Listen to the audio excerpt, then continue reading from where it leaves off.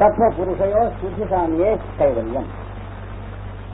ఇదివరకు మనకు ఈ అధ్యాయంలోనే 2 పర్యాయములు కైవల్యం పదం ఇస్తారు. మళ్ళీ ఆ చెప్పిన దాన్నే మనకి హెచ్చరిక చేస్తున్నారు ఇక్కడ. తత్వ పురుషయో శుద్ధి సామ్యే కైవల్యం. తత్వం తాకింతా ఉండాలి. ఆ పదం లక్షణమే. తత్వం తత్వం ఇదండి ఉండాలి.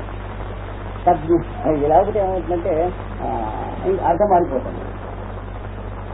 తత్వం సావత్తు లేదనుకోండి. తత్వం అనే మాటకి సా యొక్క లక్షణం అని అర్థం వస్తుంది. కొన్ని పదాలు జాగ్రత్తగా ఉండాలి. సజ్ఞులు అని ఉంటుంది. సద్జ్ఞులు దకార పూలు లేచి జ్ఞానులు అంటే సమస్తం తెలిసిన వాళ్ళు. ఆ దకార పూలు మరిచిపోయి సజ్ఞులు అని రాసాం అనుకోండి. సా అనే అర్థం ఒకటి తెలిసిన వాళ్ళు అంటున్నారు.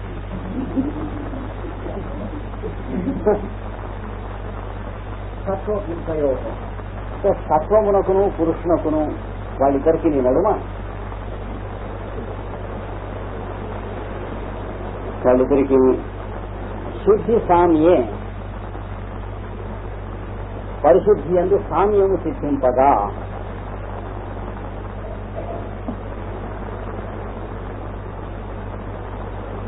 ఏదో కైవల్యం వస్తుందంటే కైవల్యం అట్లా ఉంటుంది.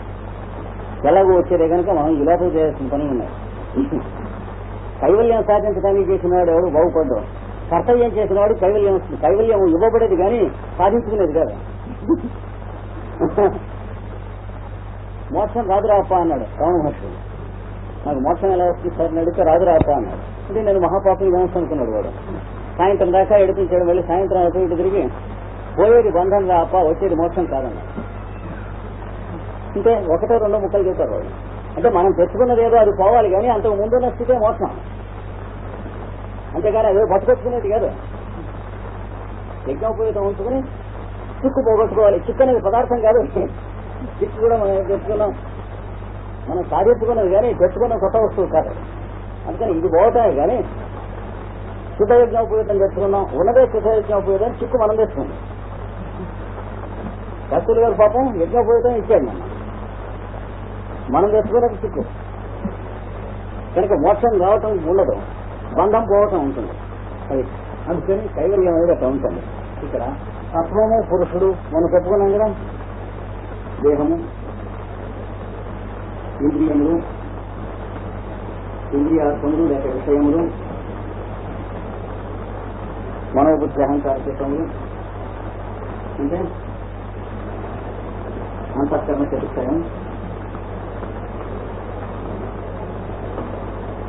వీటిలో బుద్ధి ఒక జాతం చేశాను. ఇవన్నీ కలిసి ఒక పురుషుడు మనలో. ఇది కాక 9వ ప్రకృతి ఉన్నటువంటి వాడు తత్వము అనేటువంటి వాడు ఒక పురుషుడు. ఇది కాక పురుషుడు అనబడేటువంటి వాడు ఇంకో పురుషుడు.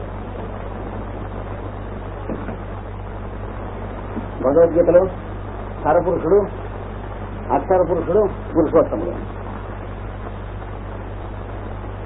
ఇది కలిసి జీవుడు, ఇతడు జీవాత్మ, ఇతడు పరమాత్మ.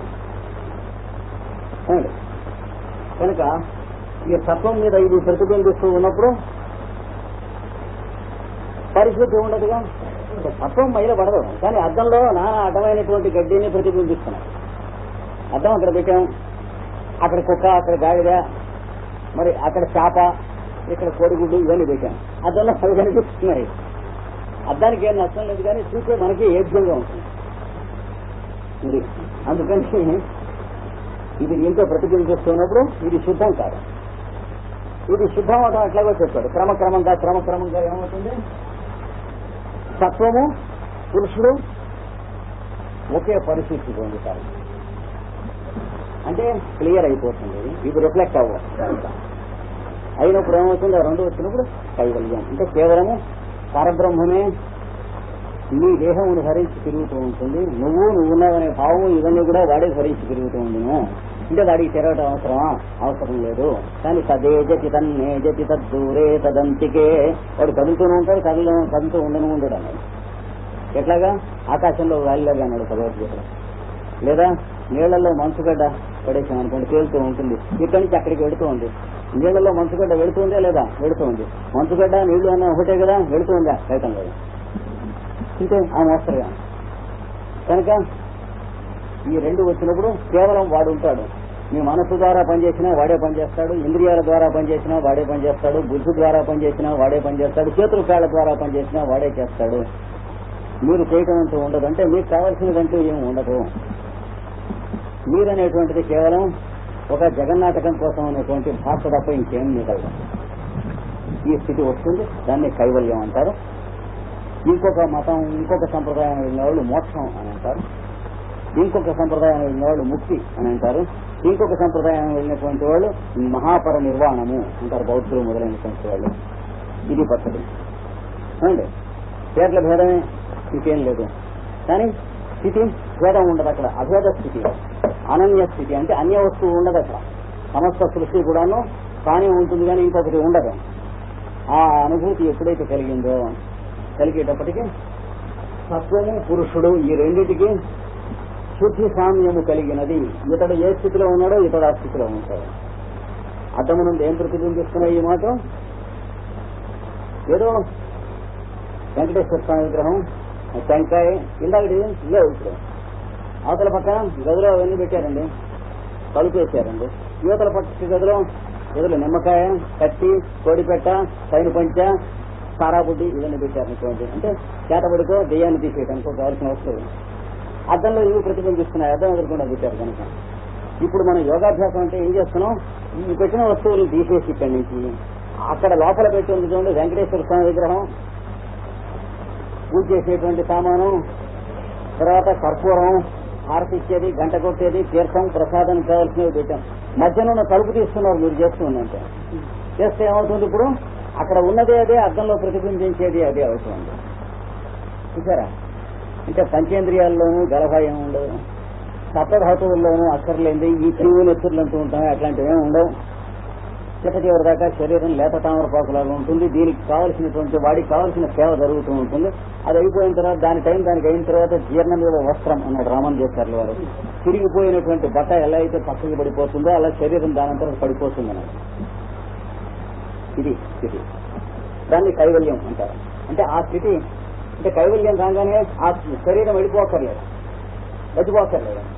అంటే మోసం కావాలంటే ఎందుకు పిల్లలు కలవండి అప్పుడే అక్కర్లేదు లేండి అనిపిస్తుంది. అది నిజమైతే కైవల్య స్థితి వచ్చిన తర్వాత ఆ శరీరం 10 ఏళ్ళు బతకచ్చు, 20 ఏళ్ళు బతకచ్చు, 30 ఏళ్ళు బతకచ్చు, లేదా పుట్టుకతోనే కైవల్య స్థితిలో పుట్టి ప్రహ్లాదాలాగా నడవచ్చు. అందుచేత శరీరం వాడికి ఉంది లేదు అనేటువంటి స్థితి లేదు కనుక జనన మరణాతీతుడు. ఎందుకంటే శరీరం రావటం వాడికి రావటం కాదు, శరీరం పోవటం వాడికి పోవటం కాదు. ఇది చిట్టజోరికి ప్రసాదించినటువంటి ఈ అధ్యాయంలో ఉన్నటువంటి సూత్రం చాలా పవిత్రమైనటువంటి సూత్రం. కైవల్యం అనే దాని స్వరూపాన్ని 3వ అధ్యాయంలో నొక్కి చెప్పారు పతంజలి ఇక్కడ ఈ సూత్రంలో. బాగుందండి. ఇప్పుడు ఇది చెప్పాక కైవల్య పాదం 4వ సగం మొదలు. కైవల్యం అంటే ఏదో కొద్ది గొప్ప 2-3 పదవులు చెప్తాం. మనకు బోధపడినంత బోధపడ్డది అంటే మెల్లిగా బోధపడుతూ ఉంటుంది, ఒక రోజున బోధపడేవి కావు. అంటే నేను మీకు పాఠం చెబుతున్నానంత అన్నంత మాత్రం నాకు బోధపడ్డాయని మీరు అనుకోవద్దు. మీకు నేను వీటి గురించి ఎక్స్ప్లెయిన్ చేసేసాను కనుక మీకు బోధపడ్డాయి అని అనుకోవద్దు. మీకు నాకు కూడా శనగ్గింజలు నీళ్లలో నానేస్తే 3 రోజులు 2 రోజుల్లో నానాలి కదా మొక్కలు రావాలంటే. ఇవి నీళ్లు, ఇవి శనగ్గింజలు. అర్థమైందా? ఏవి మొక్కలంటే ఎట్లా వస్తాయి? టైం కావాలి దానికి. భావన చేయాలి. భావన చేస్తే ఏమవుతుంది? దాని లక్షణం పరబ్రహ్మ లక్షణం జీవుడికి అంటుతుంది. ఎలాగో జీలకర్ర నిమ్మకాయ రసంలో భావన చేస్తుంది. కొంత టైం ఇవ్వాలి, ఇస్తే ఏమవుతుంది? జీలకర్రకి నిమ్మకాయ రుచేస్తుంది. భావన జీలకర్రను, అది భావన అంటే. అలాగే అల్లం నిమ్మకాయ రసంలో వేస్తాం, కొంత టైం ఇవ్వాలి. ఇది అల్లం, ఇది నిమ్మకాయ, తెలిసిందా? ఏది రుచి కంటే రాదు, దాంట్లో నానాలి. కనుక ఇప్పుడు మనం చదువుకున్నటువంటి సూత్రాల్లో మనం చాలా కాలం నానాలి. నానితే ఈ నానాత్వం పోయి కైవల్యం అనేటువంటిది దానంతరది అది మన అనుగ్రహించే తప్ప కైవల్యం అంటే మనం దాన్ని సాధించేది కాదు. అది తెలియాలి. మన పని మనం చేసుకుంటూ వెళుతూ ఉంటే అది ఏదో ఒక రోజున అంటే అన్నం ఉడకటం లాగా, అన్నం తయారవటం లాగా అన్నం వండాం అంటాం. అన్నం వండితే తగలడుతుంది. మనం అన్నం వండాం, బియ్యాన్ని నీళ్ళని కలిపి వండుతాం, కానీ అంటాం తెలియక అన్నం వండే ఉంటాం. అన్నం వండటం అంటే అన్నం గిన్నెలో పడి మళ్ళీ వండటం మడిపోదు. కానీ మనం ఏం వండుతున్నాం? బియ్యం నీళ్ళు. మన కర్తవ్యం అంతవరకే గిన్నె. మనం వండుతున్నప్పుడు అన్నం లేదు, అది ఒళ్ళు దగ్గర పెట్టుకుని చేస్తే అన్నం వస్తుంది తప్ప అన్నం మనం సాధించేది కాదు, సిద్ధించేది. ఆ రెండింటిలో గలభా పడకూడదు. మనం ఎట్లా అయినా సరే మోక్షం తెచ్చుకోవాలండి. టిఫిన్ ఏం కాదు, తెచ్చుకుని కట్టనిచ్చాను. సన్యాసం పుచ్చుకుంటా ఉంటారు, పుచ్చుకునేది కాదు వచ్చేది. ఇడ్లీ పుచ్చుకున్నాం, పూరి పుచ్చుకున్నాం అన్నట్లు సన్యాసం పుచ్చుకున్నాం అంటారు. పుచ్చుకుంటాం దిక్కుమాలింది. మనకి అది రావాల్సింది. పండు పండటం అనేది పండు తెచ్చుకుంటుందా? పురుగు పడకుండా ఉంటే సక్రమంగా వస్తుంది. ఇంటే కాయ దోరకాయ పండ లోపల పురుగు పడకుండా కనుక జాగ్రత్తగా దాన్ని దోహదం జరిగినట్లయితే పండటం అనేటువంటిది అది జరుగుతుంది తప్ప కాయ తెచ్చుకోదు. అక్కడ కన్ఫ్యూజ్ కాకూడదు. కనుక మోక్షాన్ని గురించి మనం సాధించుకునేది, వేధించుకునేది ఇట్లాంటివే ఉండవు.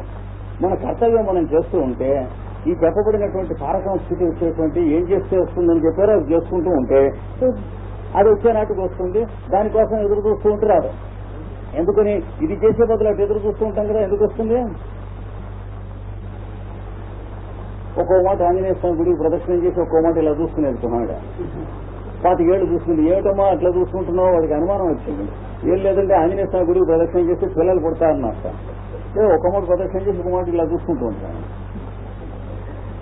ఆయన ఆంజనేయ ఉపాసకుడు, ఆయనకి కష్టం వేసింది. 25 ఏళ్ళు తగలబెట్టేసింది. ఇంకా కొద్ది 4-5 ఏళ్ళు ఉంటే ఈవిడికి అవి కాస్త ఉడికిపోతే ఈ టైం అయిపోతుందని ఓ రోజున పెద్ద టెంకాయ తీసుకొచ్చి ఆంజనేయ స్వామి, యాయా ఇది నా తలకాయ మీద పెట్టుకుని బతలు కొట్టుకోమంటావా, ఆవిడకి ఏమన్నా చేస్తావా అని అడిగా. టాక్ అని కొట్టుకున్నాడు. అంటే వాడు ఆగరా అని ఆపేట ఒరే అని. ఇంత దయగలవాడివే, ఆవిడకేం దయ చూడరు, ఎవరినైనా చూస్తాను రా అన్నట్టు. మరి 25 ఏళ్ల నుంచి నీ గుడి చుట్టూ తిరుగుతూ ఉందంటే ఎందుకు తిరుగుతుందో అనుకున్నాం అన్నట్టు ఆంజనేయ స్వామి కూడా. చూడండి ఆ కోతి వేశారు. ఎందుకు తిరుగుతుందో ఏమిటయ్యా అంటే, నన్ను తలుచుకుని తిరగలేదు ఒక్కరోజు కూడా అన్నట్ట. ఏం తలుచుకుని తిరుగుతుందంటే ఆవిడ కడుపుని తలుచుకుని తిరుగుతుంది, నన్ను తలుచుకుని తిరగలేదు, నా కోసం కాదనుకున్నాను. 25 ఏళ్లలో ఒక్క మాట కూడా ఆంజనేయ స్వామిని తలుచుకుని తిరగలేదు, నాకు కడుపు కావాలని తిరిగింది. బ్రహ్మచారి మున్న కొడుకు ఆయనకి మరి ఎట్లాగా? అప్పుడు ఈయనకి అర్థమయ్యేది, మనం తీసుకుని లాభం లేదు, ఆవిడికి భక్తి పుట్టిన తర్వాత సంతానం కలిగితే ఏమన్నా పాత్ర ఉంటుందేమో. ఇప్పుడు 25 ఏళ్లలో ఎన్ని మాట తిరిగినా నాకు గర్భం కావాలి, నాకు గర్భం కావాలని తిరిగిందే కానీ ఓ ఆంజనేయ అని తిరగలేదు కండి ఒక్క మాటను. నా కోసం కాదు, ఉరికే తిరుగుతుంది, ఏదో పారేసుకుని తిరుగుతుంది అనుకున్నా అన్నాడు ఆయన.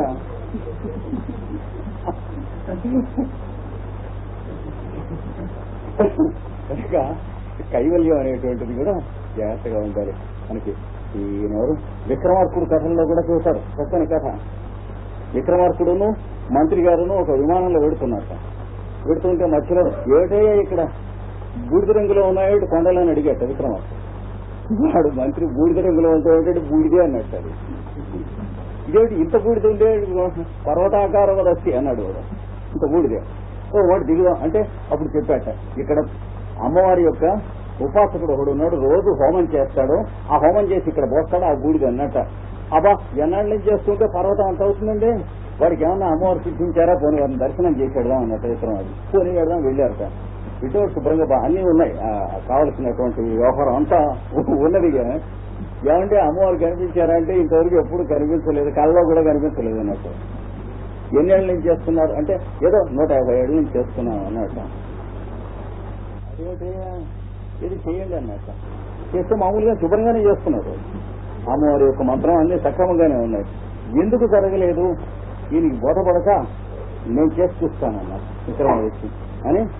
హోమం చేసి అమ్మవారు ప్రసన్నం కాకపోతే కత్తి తీసుకుంటాం, తలకాయ నరికేసుకున్నట్ట హోమంలో పెట్టి తల, ఇది ఆ తల అందులో పడింది. ఇక్కడ దాకా వచ్చి ఆగిపోయింది, ఇట్లా పట్టుకుంది అమ్మవారు.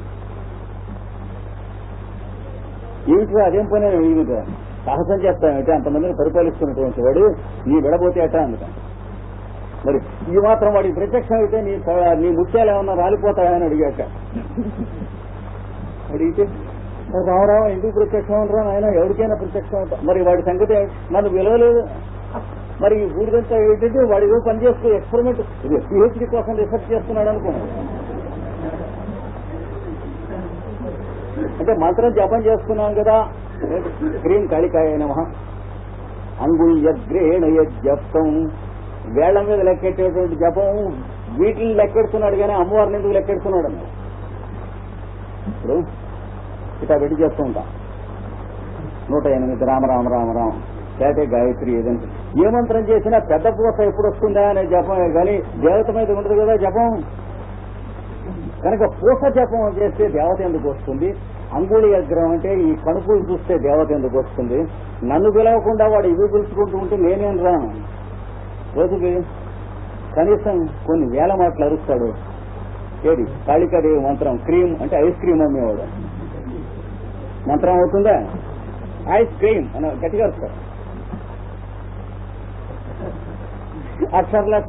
అక్షర 2 లక్షలు చేసినా అవదు. ఆవిడ పిలవటంలో వీడు ఐస్ క్రీమ్ అమ్ముతున్నాడు కానీ ఆ గిటికి తెలియక లాభం లేదు. అందుచేత నేను వాడికి ప్రత్యేక వాళ్ళు నన్ను పిలుస్తున్నాడు తెలియలేదురా, ప్రత్యక్షం అది వాడు పిలవలేదు నన్ను.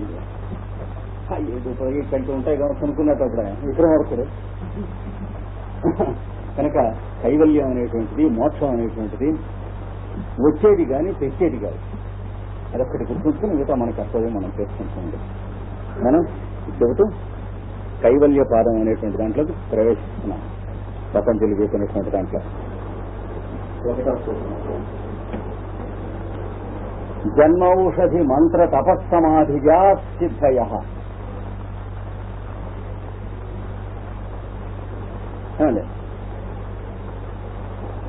జన్మ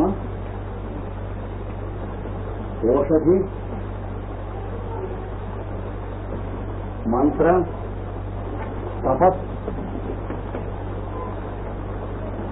సమాధిజా సిద్ధయ. మనకి కిందటి పాదంలో ఏమండి విభూతి పాదంలో సిద్ధులు ఐశ్వర్యములు చెప్పారు. అష్టైశ్వర్యములు ఉన్నటువంటి వాడు పరమేశ్వరుడు, అష్టమూర్తి. వాటిని సత్యచెడు సాధించుకున్న వాడిని సిద్ధుడు అంటారు. కనుక సిద్ధుడికి సిద్ధులు ఉంటాయి కానీ ఐశ్వర్యములు ఉండవు. అందుకే భాగవతంలో దక్షయజ్ఞం దగ్గర చెప్పారు. సతీదేవి దక్షుణ్ణి నిందిస్తూ నీకున్నటువంటి గొప్పతనమును మా ఆయనకున్నటువంటి గొప్పతనానికి తేడా నీకు తెలియటానికి వీలు లేదని, అవకాశం లేదు. ఎందుకంటే నీకు ఇచ్చినటువంటి దాన్ని పదవి అంటారు బ్రహ్మత్వం. చతుర్ముఖ బ్రహ్మ తాను సృష్టి చేస్తూ పాపం సృష్టి అలాగా ప్రజాపతులను ఈ రుద్రులను అందరినూ సృష్టి చేశాడు. అన్నీ వచ్చినాయి కానీ శరీరాలు రాలేదు. దానికోసం అని చెప్పి ప్రజాసర్గం అని వేరే కావాల్సి వచ్చింది. ప్రజాసర్గం అంటే ఏమిటి? రిప్రొడక్షన్. సృష్టి అంటే క్రియేషన్, అంటే గర్భం ధరించడమును ఆ ధరించినటువంటి గర్భం ద్వారా పిల్లల్ని కంఠం కావాలి, లేకపోతే శరీరాలు రావు. దీనికోసం నిన్ను పుట్టించారు ఎవరు? దక్షుణ్ణి. అందుకని వాడిని యజ్ఞం చేయమన్నాడు. ఈ దేవతలందరినీ కొలవమన్నాడు.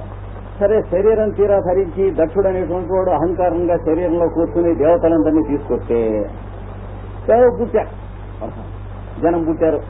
పుడితే అందులో లోపల ఉన్న దక్షుడు ఏమన్నట్ట, మనమే ఉన్నాం ఇందులో అంతర్యామి ఇంతర్యామి ఉన్నాడని ఎందుకనాలి, వాడు దేవుడు ఉన్నాడని మనం ఉంటే చాలుదా అన్నట్టు. అంటే శివుడికి యాగభాగం లేదని అయిపోయి. ఏది భౌతిక శరీరంతో జీవుడు పుట్టేటప్పటికి ఏమైంది? అనాది అవిద్య కమ్ముతుంది. అనాది అవిద్య ఉంటే అంటే పుట్టుకతోనే వస్తుంది సహజంగా, నేను మిగిలినటువంటి దానికన్నా వేరని. లేకపోతే బతకటం ఎట్లా? అది ఎప్పుడైతే వచ్చిందో వీడికి మరి ఈ పరమేశ్వరుడికి యాగభాగం ఎందుకు అన్నట్టు. అంటే ఇందులో ఉన్నటువంటి వాళ్ళు చూసే శక్తి, వాడిని ఏదో సూర్యుడు దానికి అధిపతి అనుకోండి, అగ్ని ఏదో వినే శక్తి, దానికి బృహస్పతి అధిదేవత అనుకోండి, మాట్లాడేటువంటి శక్తి, ఇట్లా వరుసలు ఉన్నారు. శ్వాస పీల్చే శక్తి అశ్విని దేవతలు, చేతులకి ఇంద్రుడు, ఇట్లాగా ఉన్నారు. వీళ్ళందరూ ఉండి వచ్చి కూర్చుంటే యజ్ఞం చేస్తూ ఉంటే ఈ యజ్ఞంలోంచి సృష్టి జీవులు వస్తున్నారు. అది కావాలి, దానికి నన్ను అధిదేవత నేను అన్నట్టు. ఎవరు? దక్షుడు. అంతేగాని నన్ను అపాయింట్ చేశారని మర్చిపోయాడు. నన్ను ఉద్యోగంలో వేశారన్న సంగతి మర్చిపోయారు. పీకేస్తారని తెలియదు, తేడా వస్తాయి. తీయలు బేటాలు తినొచ్చు అనుకున్నాడు కానీ అనుకుని పరమాత్మ అంటే ఇంకా పరమాత్మ ఏముంది అన్నట్ట. వీళ్ళ ఏదో దేవతలు నేను ఉన్నాం ఇందులో, శుభ్రంగా అందరూ తింటూ ఉండండి, యజ్ఞంలో పడి ఉండి భోజనాలు చేస్తూ ఉండండి. శరీరాలు ఇచ్చాం కనుక ఆకళ్ళు ఇచ్చాం, నోళ్లు ఇచ్చాం, అన్నం ఇచ్చాం, ఎవరికి వచ్చింది వాడు తింటూ ఉండండి అన్నారు. కూరలు తినేవాళ్ళు కూరలు తింటూ ఉండండి, కళ్ళు తినేవాళ్ళు కళ్ళు తింటూ ఉండండి, చేపలు తినేవాళ్ళు చేపలు తింటూ ఉండండి, కోడి పెట్టలు తినేవాళ్ళు కోడి పెట్టలు తింటూ ఉండండి, ఎవరికి వచ్చింది వాడు తింటూ ఉండండి. అంటే ఇంక దేవుడు ఏమిటి అన్నట్టు. ఇది భౌతిక సృష్టి వచ్చేటప్పటికి చికాకది దక్షుడితో. అలాంటి దక్షుడితో ఆవిడ అంటుంది అన్నమాట, ఒరే ఈ అంతర్యామి సంగతి నీకు తెలియదు, నువ్వు వచ్చేటప్పటికి ఈ దేవతలంతా లేచి ఉంచుకుంటున్నారు. ఏం చేతంటే నువ్వు ఉద్యోగస్తుడు గనక, వాడు వచ్చేటప్పటికి సకల లోకాలు చరాచర జగత్తులు లేచి ఉంటుంటాయి, కానీ ఉద్యోగం కాదు. దానికి తిరిగి తేడా నిన్ను పుటం పెట్టినా తెలియదు. ఇప్పుడు దారంపుడు ఎవరో ఎడుతుంటే నమస్కారం అండి అంటాం. ఆయనకి ఉద్యోగం ఉండదు, సద్యోగం ఉండదు, ఎప్పుడో రిటైర్ అయిపోయి ఉంటాడు. కానీ నీకు నమస్కారం అండి అంటాం. ఎందుకంటాం? ఎవడనమన్నాడు? అలా కాకుండా ఇంకోటి ఆఫీసర్ గారు పెడుతూ ఉంటే నమస్కారం సార్ అని పాపిస్తున్నాడు అప్పుడు. వాడు రిటైర్ అవ్వగానే మనకి వాడికి ఉన్న సంబంధం, రిటైర్ ఎక్కర్లేదు, ట్రాన్స్ఫర్ అయితే వాడి బెడ్డింగ్లు అక్కడ పెట్టేస్తాను, తీసుకెళ్లి రైల్లో పెట్టుకోండి అంట. అంతేనా? వాడి దగ్గర పనిచేస్తున్న గుమాస్తాగా కృష్ణాచార్యులు ఉంటే ఏం చేస్తాడు? వాడికి ట్రాన్స్ఫర్ అయిందని తెలిస్తే బెడ్డింగ్ వస్తే ముట్టుకోడు. ఇంకా మళ్ళా వచ్చినటువంటి వాడు బెడ్డింగ్ పోయాలిగా. వాడి ఏమిటంటారు? పవర్స్ అంటారు. వీడు ఏమిటంటారు? దివ్య శక్తులు అంటారు. కనుక ఈ ఉద్యోగం వల్ల, హోదా వల్ల, వాటి వల్ల అంటే ఇట్లా అంటూ ఉంటారు. అంటే లోపల నానా పాపాలు చేస్తూ ఉంటాడు. వాడు వెళ్ళాక లోపల వీళ్ళే చెప్పుకుంటూ ఉంటారు. వచ్చి కానిస్టేబుల్స్ దగ్గర వాళ్ళ దగ్గర కూడా వసూలు చేయకుండా ఉన్నాడు, పాపిస్తూ ఉన్నాడు, కడుపులు కొడుతున్నాడు అంట అని మళ్ళీ ఆయన వస్తూ ఉండగా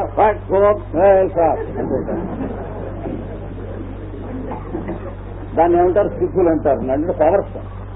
కానీ దీనికి ఎందుకు దండం పెడుతున్నారు? ఆ ముసలాయన ఎవరో పెడుతూ ఉంటే మీరు రోజు దారంబడి పెడుతూ ఉంటే నమస్కారం స్వామి ఎందుకు అంటున్నారు? మనకి ఏమన్నా ఆయన ఇచ్చాడా 1,00,000? ఆయన దగ్గరే లేదే. కానీ అనకమానం ఒక్కొక్కళ్ళకి. దాని పేరు ఏమిటంటారు? ఐశ్వర్యములు అంటారు. కనుక అష్టమూర్తి అయినటువంటి శివుడి దగ్గర ఉన్న ఐశ్వర్యములు. ఎక్కడైనా సరే, ఎవడైనా సరే, సకల జగత్తులు, చరాచర జగత్తులు వాడి పాదాల దగ్గర నమస్కారం చేయవలసినవి అన్నారు. నీవు దండాలు ఎందుకు పెడుతున్నారంటే నువ్వు దక్షుడుగా ఉన్నంతసేపు పెడతారు, లేకపోతే మెడకాయ తీసేసి గొర్రె తలకాయ పెడతారు. దానికి దీనికి తేడా లేదు అన్నాడు. నీ తలకాయ గొర్రె తలకాయ ఒకటే అన్నాడు. అంటే మేషరాశితో ప్రారంభం అవుతుంది సంవత్సరం. గొర్రె తలకాయ పెట్టడం అంటే సంవత్సర పురుషుడు యజ్ఞం కదా. ఇదంతా దక్షయజ్ఞం వాల్యంలో 10వ వాల్యంలో ఎక్స్ప్లెయిన్ చేశాను రహస్యార్థ ప్రకాశంగా. ఇంకే ప్రసక్తి వచ్చింది. కనుక సిద్ధులు ఐశ్వర్యములు 2 ఉంటాయని చెప్పాడు అక్కడ పతంజలి. సిద్ధుల కోసం, సిద్ధులంటే వాటి కోసం కక్కుర్తిపడి ప్రయత్నించిన వాళ్ళు తెచ్చుకునే సిద్ధులు. అవి ప్రయోగించి చూపిస్తూ ఉంటారన్నమాట. ఒక ఐటమ్ పట్టుకో, ఇది తీసుకురా, ఇందులో ఒక బొగ్గు వేయి, పొట్లం కడతా. ఆ పొట్లం విడిదే మళ్ళీ నీ చేతిలో తీసుకో, తిప్పి చూడు అంటే మళ్ళీ పువ్వు ఉంటుంది. ఏమీ లేదు, సిద్ధులు కూడా అక్కర్లేదు. వాడి చేతిలో మల్లె పువ్వు అంతకుముందు పొట్లం కట్టిన పొట్లం వాడిలో వాడి చేతిలో ఉంటుంది. మనం వాడి గడ్డ వంక చూసి, వాడి ముక్కు వంక చూసి సరిపోతూ ఉంటుంది అనేటికి. మీరు బొగ్గు పొట్లం వాడి చేతిలో వేస్తే వాడు ఈ పొట్లం మీ చేతిలో వేస్తారు. కనుక బొగ్గు మల్లె పువ్వు అయింది కనుక 100 రూపాయలు అక్కడ పెట్టుకుంటాడు. పెట్టకపోతే నెత్తురు ఖర్చు వస్తూ ఉంటాడు.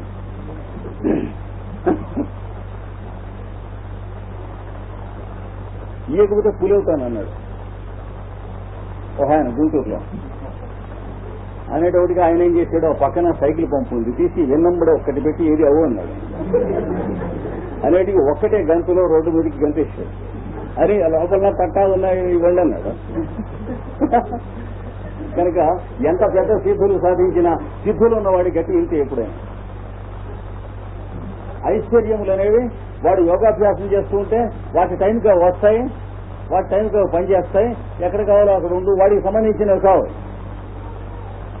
అలా కాకుండా సిద్ధుల గురించి కొంచెం చెప్పారు కనుక ఏదో గులగులాడుతూ ఉంటుంది మనస్సులో. అంచేత అవి వద్దని ఎదురు చెప్పాడు 2 మాటలు 3 మాటలు కూడా చెప్పి కూడా ఇక్కడ ఏం చెబుతున్నాడు, సిద్ధులు అనేవి అప్రయత్నంగా వస్తాయి, 2-3 రకాలుగా వస్తాయి, జాగ్రత్తగా ఉండండి అని చెప్పడానికి ఇక్కడ చెబుతున్నాడు. జన్మ చేత వచ్చే సిద్ధులు కొంతమందికి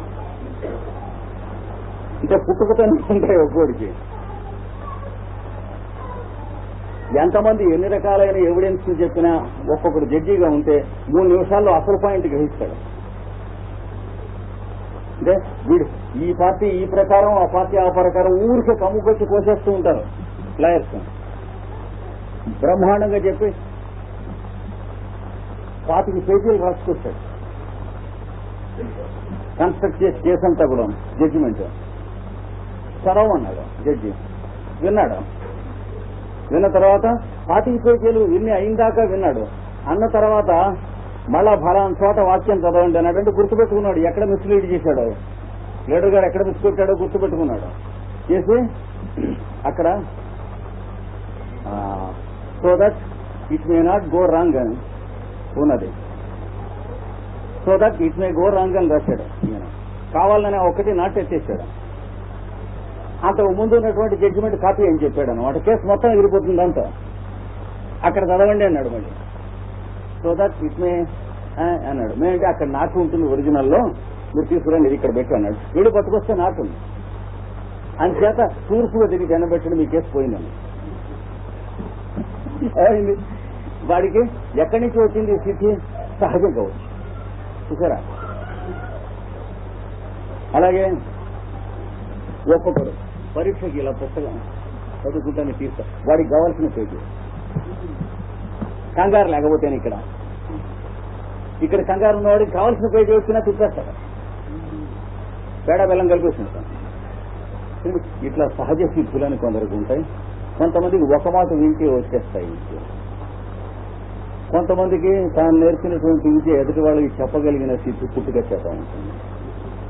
కొంతమందికి మీరేమనుకుంటున్నారో వాడికి సహజంగా తెలుస్తూ ఉంటుంది. ఇట్లాంటివన్నీ కూడా జన్మసిద్ధులు అని అంటారు. కొంతమందికి అరణ్యంలోకి వెళ్లి దిగినా వాడు మంచినీళ్ళకు కూడా కష్టపడ్డా అక్కడ ఎవడో తయారవుతాడు, ఎవడో నమస్కారం అయితే వచ్చారేంటంటాడు. ఇవి జన్మతో ఉన్నటువంటి స్థితి అన్నాడు. నువ్వు వాటి గురించి గర్వం కంగారు పడకుండా ఉంటే నువ్వు ఉన్ననాళ్ళు ఉంటాయి. లేదా అవి దుర్వినియోగం చేసుకోకుండా ఉంటే నువ్వు ఉన్ననాళ్ళు ఉంటాయి. అంటే లేదా దుర్వినియోగం చేసుకుంటే మొన్నటి నుంచి నువ్వే వెట్టి చేసి ఇంకోటి చేయాల్సి ఉంది, అవి పోతాయి. వాటి బతుకంతే స్థితులు. కనుక జన్మతో ఉన్న స్థితులు కొన్ని, ఓషధి అంటే కొన్ని ఓషధులు ఉపయోగించడం వల్ల వచ్చినటువంటి స్థితులు కొన్ని. యాలకి, లవంగము, ఇట్లాంటివన్నీ లిస్ట్ మీరు వేసుకుంటే ఒక లిస్ట్ వస్తుంది. ఏం కావాలన్నా? రెండవ పక్కన ఉల్లిపాయ, వెల్లుల్లి, కళ్ళు, ఏమంటే మత్స్యము, మాంసము, ఇంకా ఒలిసి వస్తుంది. కోడిపెంట అంటే ధూపం వేయడానికి. ఇటుపక్క సాంబ్రాణి. కనుక ఒక లిస్ట్ ఇటు ఉంటుంది, ఒక లిస్ట్ అటు ఉంటుంది. జాగ్రత్తగా ఉండాలి. ఈ లిస్ట్ ఉపయోగించి సిద్ధులు తెచ్చుకునే వాళ్ళు ఉన్నారు. అంటే ఎవడికి ఏది ఇస్తామో వాడు అది తింటాడు. అంటే మనిషి అన్నం తింటాడు, గొడ్డు గడ్డి తింటుంది. అంటే ఎవడు దేనికి ఆకర్షింపబడతాడంటే వాడి భగవద్ అనుగ్రహం, వాడికి ఉన్న పూర్వజన్మ విశేషం చేత ఆకర్షింపబడతాడు. అంతకంటే ఇంకేం లేదు. అలాగే ధ్యానంలో తన్మయీకరణం, ఇక్కడ మైథునం అంటే స్త్రీ పురుష సంగమంలో ధ్యానం అభ్యాసం చేస్తాడు ఈ తుచ్చుడు. ఉన్నాయి మార్గాలు ఉన్నాయి. ఎందులో ఇవన్నీ కూడా తంత్ర గ్రంథాలు 2 ఉన్నాయి. ఇప్పుడు పాశ్చాత్య దేశాల్లో ఆ తంత్ర గ్రంథాలు ప్రాక్టీస్ చేస్తున్నారు. అటుపక్కడి తంత్రాల గురించి మాట్లాడమంటే 4 చోట్లు పెట్టి వచ్చాను మొన్న వెళ్ళినప్పుడు. తంత్ర అనే దానికి వాళ్ళు ఇంగ్లీష్ లో ఏమైనా అనువాదం చేశారు, ఇది యోగా ఆఫ్ సెక్స్ అని అనువాదం చేశారు. ఎందుకంటే అంతకంటే తెలియదు అక్కడికి. మీరు వెధవలు, మీకు చెప్పిన వాళ్ళు అంతకంటే వెధవలను కుళ్ళు పురుగులు పడిపోతారు, జాగ్రత్త, చిన్నగా చదువుకోండి. అసలు తంత్ర గ్రంథాలు వేరే ఉన్నాయి, చదువుకుని ఒళ్ళు దగ్గర పెట్టుకుని ప్రవర్తించండి అని చెప్పాను. కొందరికి అనుమానం వచ్చింది, అసలు గ్రంథాలు వేరే ఉంటాయి. వచ్చే సంవత్సరం పెడితే వాళ్ళు ఏమైనా కేర్ చేస్తే వాటి గురించి చెప్పాలి. శారదా తిలక తంత్రం, నిత్యోత్సవ తంత్రం, పరమ పవిత్రమైనటువంటి మహాతంత్రాలు ఉన్నాయి, అవి చెప్పాలి. ఇవి కూడా సంస్కృతంలో రాసిన ప్రతి విధంగా రాసిన పుస్తకం రైతు కాదు, జాగ్రత్తగా ఉండాలి. పురాణ విద్యేవ నసాగు సర్వం నచాతి గవ్యం నవమిత్యవద్యం. మరి మరి మూర్ఖ పరప్రత్యయ నయ బుద్ధి జాగ్రత్తగా ఉండాలి. కానీ ఇవి తీసుకోవాలి. ఇవన్నీ సత్వగుణాన్ని వృద్ధి చేసేటువంటి యోగా. వీటి ఇట్లాంటి మహానుభావులకి ఆ మార్గాన్ని మనం అనుసరించి వెళ్లేటప్పుడు కావాల్సిన వస్తువులు ఇవి కావు. ఈ వాసనలు ఎక్కడున్నా కానీ వీడికి పనికేవు.